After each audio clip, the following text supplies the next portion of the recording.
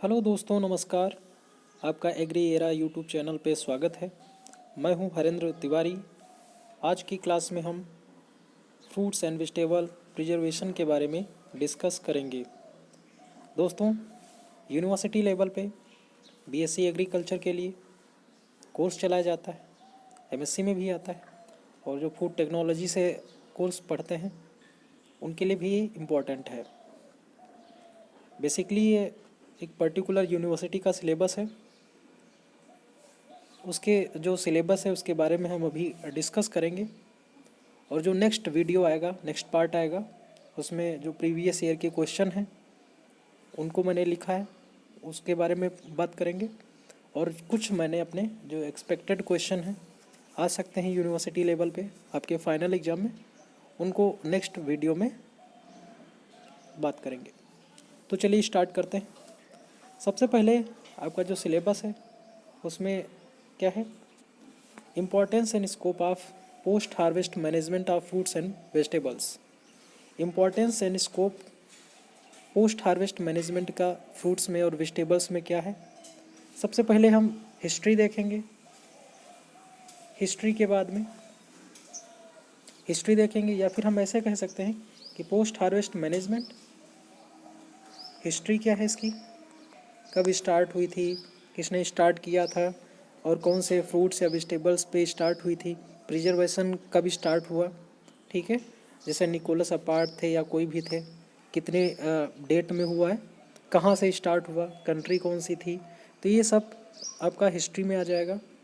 फिर इम्पोर्टेंस क्या है, क्या रोल है इसका, फ्यूचर में क्या स्कोप हो सकता है या हो रहा है, ठीक है।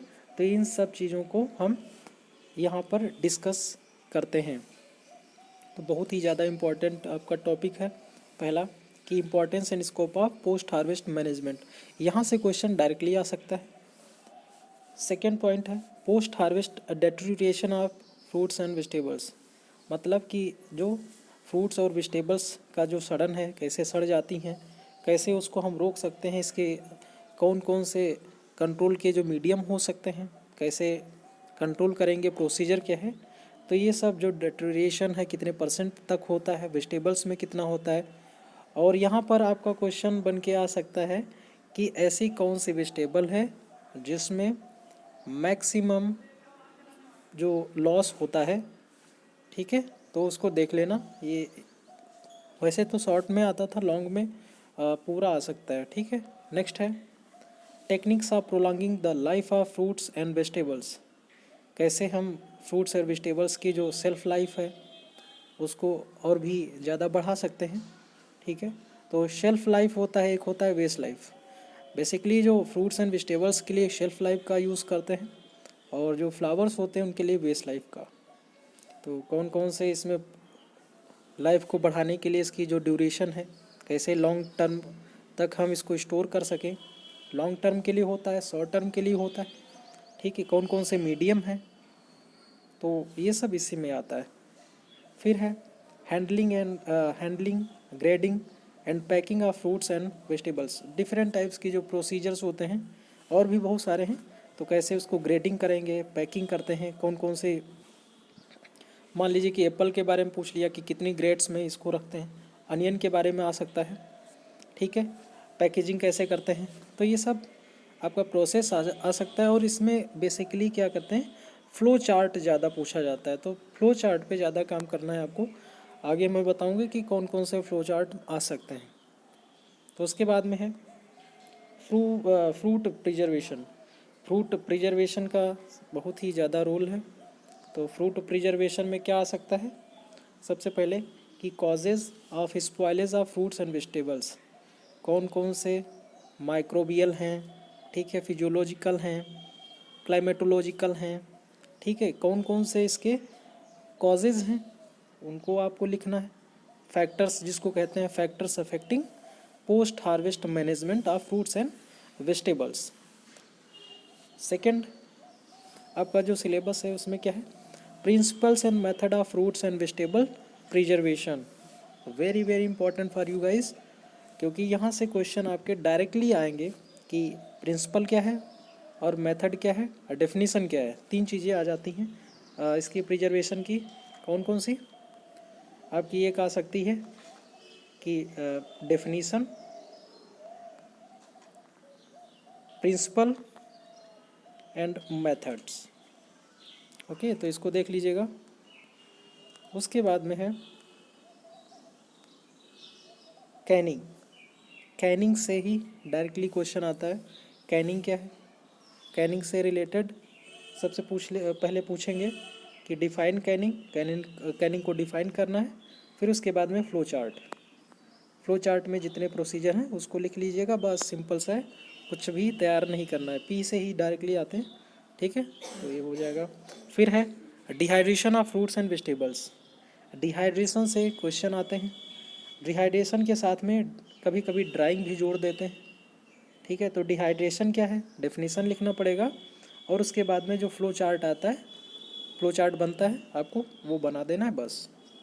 टमाटो से बहुत ज़्यादा क्वेश्चन आते हैं।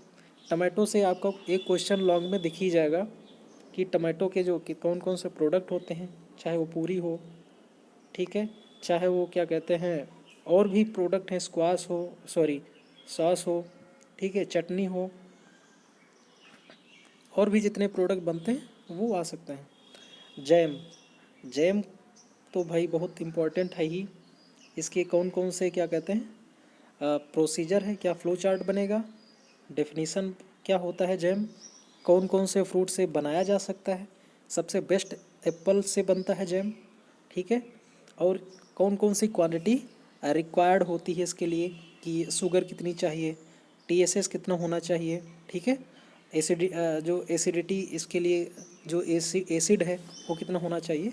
तो ये सब चीज़ें आपको बिल्कुल तैयार करनी है। जैम जेली स्क्वाश से तो क्वेश्चन आते ही हैं, ये आपको बहुत अच्छे से तैयार करना है। यहाँ से यहाँ ये वाला इम्पोर्टेंट है, और यहाँ से आपको कम से कम 3 to 4 क्वेश्चन आपको दिख जाएगा।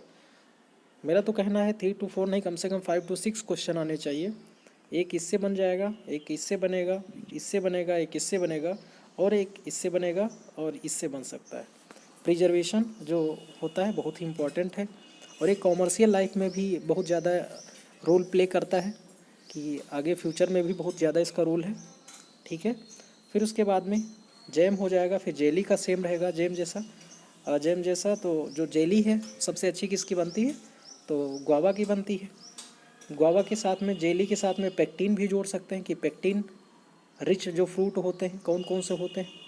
पेक्टिन क्या होता है, स्क्वैश जो स्क्वाश होता है, इसमें जो क्वेश्चन हो सकता है स्क्वैश से आ जाते हैं कि स्क्वैश क्या होता है, कैसे प्रिपेयर किया जाता है। तो फ्लो चार्ट इनका सबका ज़रूरी है। ये यहाँ से आपके फ्लो चार्ट वाले हैं। फ्लो चार्ट बहुत इंपॉर्टेंट है, और फ्लो चार्ट अगर एक का समझ गए तो फिर थोड़ा थोड़ा सा उसमें चेंज हो जाता है और बन जाएगा इजली। प्रिजर्व ऑफ आंवला एंड बेल। प्रिजर्व का मतलब क्या होता है, जो मुरब्बा बनता है, मुरब्बा, ठीक है। तो सबसे बेस्ट जो है आंवला का बनता है, बेल का भी बनता है। तो इसका जो फ्लो चार्ट, ठीक है, बनेगा। पिकल्स में मिक्स ज़्यादा आता है, मिक्स आ सकता है, या सिट्रस का आ सकता है, ठीक है। तो 2 तैयार कर लीजिएगा, सफिशिएंट है आपके लिए, ठीक है। फिर उसके बाद में है प्रैक्टिकल, कि प्रैक्टिकल्स को नेग्लेक्ट नहीं कर सकते हो, क्योंकि प्रैक्टिकल से भी क्वेश्चन बन के आते हैं। किस प्रकार से क्वेश्चन आते हैं, कि ये तो आपका जो है सिलेबस में भी अभी था, ठीक है, थ्योरी में भी।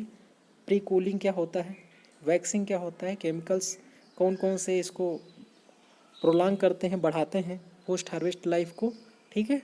तो ये भी इनडायरेक्टली पहले मैंने बता दिया है, उसको देख लेना, ठीक है। Visit to storage and centres, इसको डायरेक्टली तुमको विजिट तो एग्ज़ाम में नहीं करवाएंगे, लेकिन यहाँ से क्वेश्चन आ सकता है कि FSSAI, ठीक है, food security standard authority of India, क्या होता है FSSAI करके जो होता है, तो वो क्या होता है उसको आपको देखना पड़ेगा, ठीक है। वो उसका फुल फॉर्म याद कर लेना। फिर उसके बाद में आपका जो वो फूड टेक्नोलॉजिकल रिसर्च इंस्टीट्यूट है कर्नाटका वाला, वो याद कर लेना, मैसूर में है। फिर कैनिंग रिसर्च इंस्टीट्यूट लखनऊ में है, उसका फुल फॉर्म याद कर लेना, और वो कब स्टार्ट हुआ। तो ये सब छोटे इंस्टीट्यूट होते हैं, इससे आपका जो क्वालिटी होता है आंसर का वो इंक्रीज़ हो जाता है। तो इससे नंबर जो आपको मिलेंगे बहुत अच्छे मिलते हैं, ठीक। तो जो छोटी छोटी चीज़ें होती हैं उसको हम ऐड करते जाते हैं, क्वेश्चन में पूछे या न पूछे, तो इससे आंसर में बहुत अच्छा थोड़ा वो अलग से इफेक्ट पड़ता है और आपको नंबर जो अन्य लोग हैं उनसे अच्छे मिल सकते हैं। ठीक है। डिहाइड्रेशन अभी बताया था। प्रिपरेशन एप्पल जैम गुआवा करोंदा, ठीक है, इससे बन सकता है, कैसे बनाओगे तो अभी बताएं हैं। प्रिपरेशन ऑफ ये आपका जो है स्क्वाश कैसे बनता है, ये भी हो सकता है, हो जाएगा। प्रीजर बता दिया और टमाटो जूस एंड केचप। तो ये इम्पॉर्टेंट आपके सिलेबस था। उसके बाद में हम प्रीवियस ईयर के क्वेश्चन हैं, एक्सपेक्टेड क्वेश्चन हैं, उसको नेक्स्ट वीडियो में करेंगे। तो तब तक देखने के लिए धन्यवाद। Thank you so much.